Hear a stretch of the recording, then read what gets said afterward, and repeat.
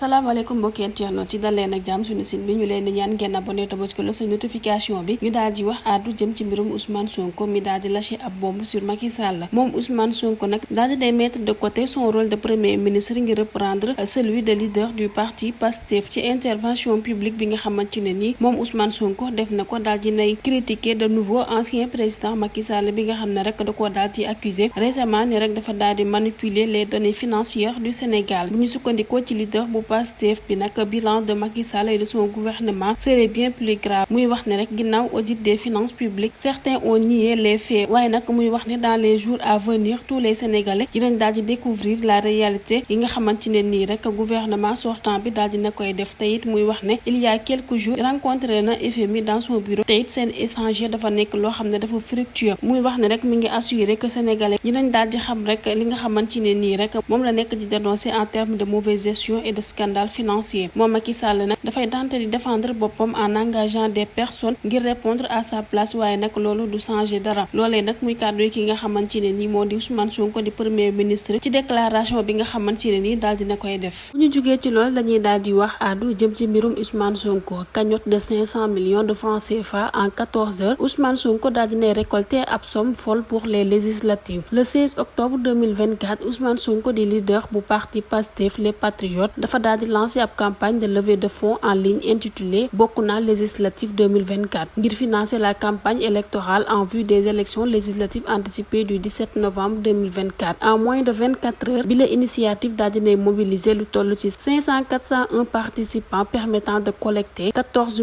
422 434 francs CFA à 12h30 le 17 octobre 2024 en plus de la levée de fonds kii di Ousmane Sonko daal dinay annoncer la tenue d'un giga meeting le samedi 19 octobre 2024 au Dakar Arena Tour invitant tous les militants et sympathisants à y participer massivement bi la événement nag di s'inscrire dans le cadre de la campagne électorale pour les législatives anticipées nga xam ne Pastef dafa daal di viser obtenir ab majorité foofee ci Assemblée nationale. Il est également à noter que le Conseil constitutionnel sénégalais daal dinay valider la candidature de Ousmane Sonko pour les législatives du 17 novembre malgré un recours déposé contre lui par l'opposition. ba tey ñu daal di wax àddu jëm ci mbirum ki nga xam ne rek moo di Amadou Ba accusation de corruption la cinglante réplique de Amadou Ba. La campagne électorale pour les élections législatives du 17 novembre est bien lancée avant même son heure. ci guddik àllarba fukki fan ak juróom-benn ci weeru octobre parti au pouvoir bi Pastef les Patriotes à travers son président Ousmane Sonko dafa daal def ab live ngir inviter ses militants et responsables politiques ki ñu cotiser ci diggante 1000 et 5 millions de francs CFA pour le financement de leur campagne. Au même moment kii di Amadou Ba chef de l'opposition et tête de liste de la coalition Jàmm ak Njariñ daal dinay def déclaration janoo ak presse bi ci ab hôtel de la Place kii di Amadou Ba nag daal dinay dellusiwaat sur les accusations de corruption portées contre lui par le Parti démocratique sénégalais muy wax ne rek dégg na ay accusations de corruption portées à son encontre ngir loolee nag la ko tax a jóg moo di salir image am waaye nag moom Amadou Ba daal dinay tontu ci kàddu yooyu muy xamal sénégalais yi rek ne moo musul def wala mu wax ci arène politique bi loo xamante ne nii rek da koy daal di teree dox la tête haute moom Amadou Ba nag ñu daal di koy accuser d'avoir corrompu 2 des 7 sages du conseil constitutionnel ngir invalider la candidature de Karim Meïssa Wade ancien premier ministre bi nag daal di ne souligner ne que fàttalikuwul benn yoon foo xamante ne nii mës naa nuyu ne serait-ce qu'une seule fois ci kenn ci juge yi nga xamante ne nii rek daal di nañ koy indexé par ailleurs daal di ne rassurer yi les nombreux militants yi nga xamante ne nii ñoo fa nekkoon musula tenté def lenn loo xamante ne nii rek day rakale ay candidats ci élection présidentielle 24 mars yi ñu génn. ba tey ñu daal di wax àddu ci ki nga xamante ne nii moo di Bougane Gueye Dany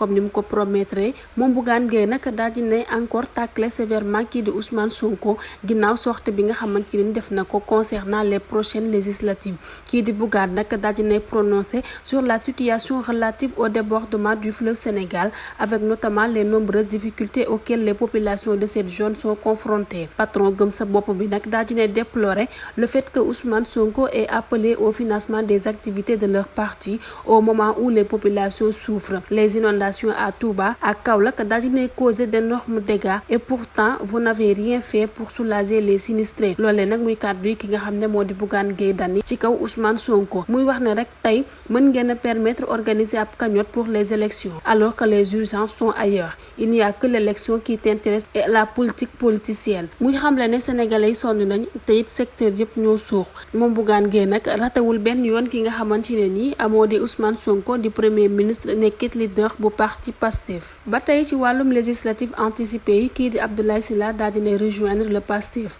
à quelques jours des législatives anticipées les transhumances se multiplient. bëri na ci ay personnalités politiques yoo xam ne rek dañoo daal di décider soutenir le parti au pouvoir Pastef dans les échéances électorales à venir ku ci mel ne Abdoulaye Sylla mi nga xam ne rek ci ab communiqué di annoncer rek son soutien au parti du premier ministre Ousmane Sonko la mu bind ca bataaxal ba nag moo di en ce jour nous souhaitons exprimer notre position claire et résolue à l'approche des élections législatives du 17 novembre 2024. Après une réflexion approfondie et des discussions internes, nous avons décidé de quitter la coalition Déthié Fall. Bile décision nag, bien que difficile, a été prise dans le souci de rester fidèle à nos valeurs et à notre vision pour notre pays. Nous croyons fermement que la démocratie repose sur la diversité des opinions et des choix politiques. En tant qu'entité indépendante, nous nous engageons à poursuivre notre mission de servir le peuple avec transparence, intégrité et détermination. Notre objectif est de contribuer à un avenir meilleur pour tous, en défendant les intérêts de nos concitoyens et en promouvant des politiques qui favorisent le développement économique, social et environnemental. Nous appelons donc tous nos sympathisants et tous les citoyens à se mobiliser pour ces élections législatives cruciales. Il est essentiel que chacun d'entre nous exerce son droit de vote afin de faire entendre sa voix et de choisir des représentants qui portent nos aspirations communes. Nous croyons en un avenir où chaque voix compte, où les décisions politiques sont prises en concertation avec le peuple et où la justice sociale est au cœur de nos préoccupations. Ensemble, nous pouvons construire un pays où l'espoir et la prospérité sont accessibles à tous. Après une analyse rigoureuse de la situation politique actuelle et un examen approfondi de nos valeurs et de nos aspirations, nous pactes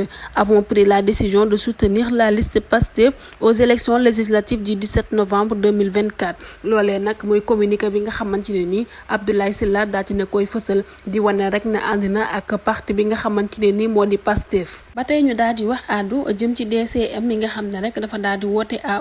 une union de l'opposition ngir rectifier les erreurs et rééquilibrer les pouvoirs. Mouvement Demain c'est maintenant daal dinay woote à une union sacrée de l'opposition en vue des élections législatives anticipées du 17 novembre. Le communiqué critique le gouvernement actuel dirigé par le premier ministre Ousmane Sonko et son projet Sénégal 2050, jugé sans originalité et irréaliste. Demain c'est maintenant daal dinay dénoncer ab manque de soutien au secteur privé, une pression fiscale élevée ak ay politique économique inefficace face à la crise actuelle marquée par l'inflation, la pauvreté et le chômage des jeunes. Le mouvement exhorte l'opposition à se mobiliser pour obtenir une majorité à l'Assemblée nationale et corriger ces dérives.